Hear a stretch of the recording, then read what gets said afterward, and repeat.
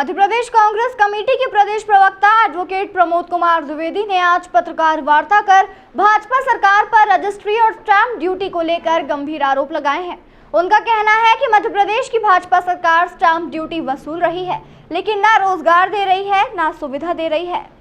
प्रमोद कुमार द्विवेदी ने बताया कि रजिस्ट्री में उपकर के रूप में जो ड्यूटी लगाई जाती है, वह ड्यूटी ग्रामीण क्षेत्रों में रोजगार उपलब्ध करवाने खातिर लिया जाने का विधान है। मध्य प्रदेश सरकार ने स्टाम्प एक्ट बनाया। पहले यह उपकर केवल खेती की जमीन प्लॉट पर ही लगते थे, मतलब खाली संपत्ति पर लगते थे और 25 पैसे कुल कीमत परख। लेकिन भाजपा सरकार ने दायरा बढ़ाकर हर संपत्ति, चाहे मकान, दुकान, प्लॉट, खेती की जमीन, गोडाउन, फ्लैट आदि सभी प्रकार की संपत्ति के दस्तावेज पर लगा दिया और 25 पैसे से बढ़ाकर 50 पैसे कर दिए। इस मद में मध्य प्रदेश सरकार को करोड़ों रुपए हर साल मिल रहे। उन्होंने सवाल किया कि सरकार बताए कितने गांव में रोजगार उपलब्ध कराया गया, किन किन गांव में यह राशि खर्च की गई, क्योंकि यह राशि ग्रामीण क्षेत्रों में रोजगार उपलब्ध करवाने की खातिर स्टाम्प एक्ट में व्यवस्था की गई थी। इंदौर जिले के आंकड़े प्रस्तुत करते हुए उन्होंने कहा कि लगभग 300 करोड़ से अधिक की राशि इस मद से सरकार को मिली और मध्य प्रदेश की भाजपा सरकार बताए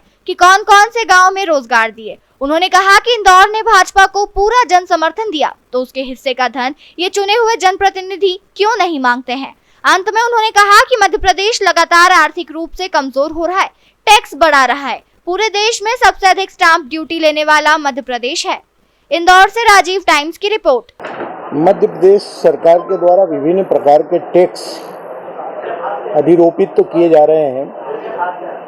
स्टाम्प ड्यूटी पूरे देश में सबसे अधिक मध्य प्रदेश में है। उसी में उपकर एक प्रकार का टैक्स होता है, जो कुल स्टैम्प ड्यूटी गाइडलाइन से जो कीमत है, पहले वो 25 पैसे लगती थी, अब वो 50 पैसे 2016 से लग रही है। ये उपकर इसलिए लगाया जाता था कि इन पैसों से सरकार ग्रामीण क्षेत्रों में डेवलपमेंट करेगी, रोजगार देगी। यानी शिक्षित बेरोजगारों को या ग्रामीण क्षेत्र के व्यक्तियों को रोजगार देने के लिए ये उपकर की राशि होती थी।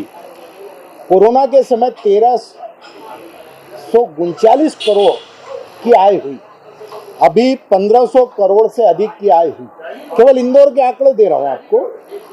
300 करोड़ से अधिक का उपकर अभी मध्य प्रदेश सरकार के पास, केवल इंदौर का।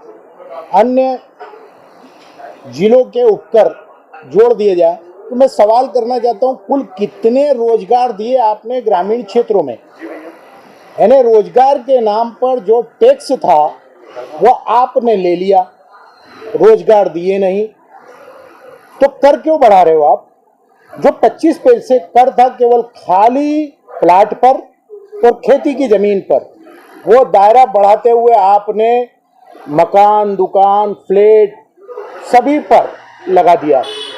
दायरा बढ़ा दिया, टैक्स बढ़ा दिया और रोजगार शून्य।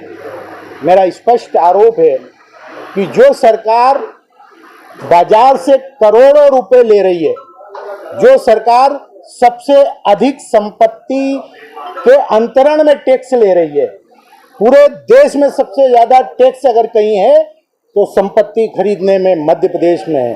जो सरकार जेएनआरई योजना के तहत ब्रांड की सड़कें बनवा लेती है, मल्टियां बनवा लेती है और शर्त होती है कि आपको अन्य राज्यों के समान टैक्स करना है, उस शर्त को धक्का बताते हुए पिछले दरवाजे से स्मार्ट सिटी के नाम पर 1% वाली कर को 3% में बदल देती है।